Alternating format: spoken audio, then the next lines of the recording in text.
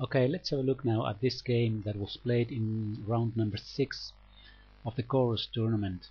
And we see a game here with an Evans gambit.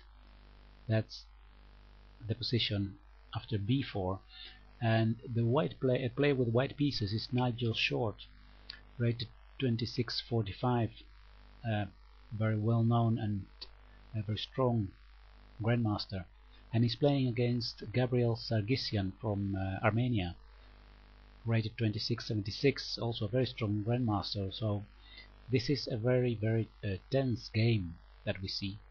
Sargissian decided to accept this gambit pawn by taking on b4. Now the idea of this gambit is actually to let the bishop move to b4, so then it is away of this diagonal, so the black bishop has less influence in the center, and white gets a lead in development after a few moves. So that's the compensation that white gets for this sacrificed pawn. c3, bishop a5, and then d4, attacking the center. d6 played by black, and queen to b3, putting pressure on f7. And now there was a possibility here for black to take on d4, since the pawn on c3 is pinned by the bishop. It was possible to play knight takes d4, and after knight takes d4, e takes d4, bishop f7 is possible. King can go to f8, and after castling and queen e7, we have a position that is quite unclear. It's very unbalanced, and the black player, Gabriel Sargissian, chose not to go for this insecure positions. He decided to, after queen b3, so this is the last move, not to take on d4, but to play queen to d7, defending the f7 pawn. So it seems like he's trying to keep the position safe and secure. Knight b to d2 was played, bishop goes to b6, again put on this important diagonal, and now a4 was played. So here actually another idea would be to take on e5, but the thing that would happen after taking on e5 is that the whole tension of the position is released. So then after a few moves, queen b4 threatens now mate on f8, black has c5, and this means that black gets some counterplay, and the tension of the pawns here in the center is released because of the exchanges of these pawns. And Nigel Short decided in this position after bishop b6 not to release the tension, but to play a4 and wait for the right moment to take on e5. Now knight to h6 was played, developing the knight, white castled and black castled, and now white decided to take on e5. He takes on e5, and black decides now not to take back on e5, but to improve the position of his knight on h6. So he plays here knight to g4, take on d6, c takes d6, and then bishop to a3. The bishop is placed now on this diagonal. That is actually quite important because this pawn is now pinned. That will be a tactical motive in a few moves, because in the next move black took a wrong decision. The black player played knight c to e5, and what happened is that after the move h3, black is in trouble. The pawn is pinned. That means that the attacked knight on g4 cannot go back, for example, to f6, because then knight takes e5 follows, and if it's taken here, then bishop takes f8.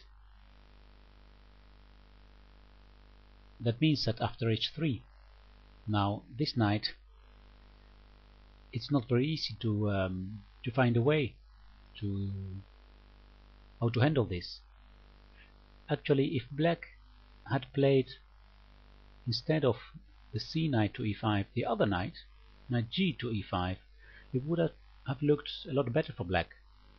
A healthy position, and after, for example, an exchange here, bishop to d5, queen to e7, giving some space for the light square bishop to be developed, still white has a better position. His pieces are very active, especially this bishop on d4 is very strong. But this would have been playable for black. But after the move he played, knight c to e5, h3, he was in trouble. What to do with this knight on g4? Black decided to sacrifice to an f2. Knight takes f2, rook takes f2, bishop takes f2 check, king takes f2. And now he took on c4, and knight took back. And white is here actually much better. Queen e6 was played, and the pawn on d6 is impossible to defend it. Rook to d8, now e5, and now we see that white now not only has more material, having two light pieces for a rook, but he also has positional advantage. His pieces are placed very strong, and all his pieces can be activated easily. So that means that this position is actually very bad for black. The game continued with b6, knight to d2, queen g3, avoiding exchange of queens, not to black doesn't want to simplify the position. Bishop e6, c4, there he goes, the passed pawn that after knight d4, rook c8, take on b6, take on b6, we see now that one more pawn will fall. White simplifies by taking on e6, and then the b6 pawn falls. So now white has also a very strong pass pawn here, the c pawn. Rook a8, rook e1, rook c8, attacking the c pawn, and white actually is very careful, playing the queen to b3, where he keeps an eye on a2, so the danger of entering with a rook on the second rank is avoided. So actually the main plan of white is simply to keep everything safe, don't hurry, and slowly advance the pawns. Rook a6, c5, check on f5, the knight goes to f3. The rooks are doubled on the a file, and now comes a6, e6. Rook a2 check, king g1, take on f6. Now the other pawn advances, and still the e6 pawn is hanging.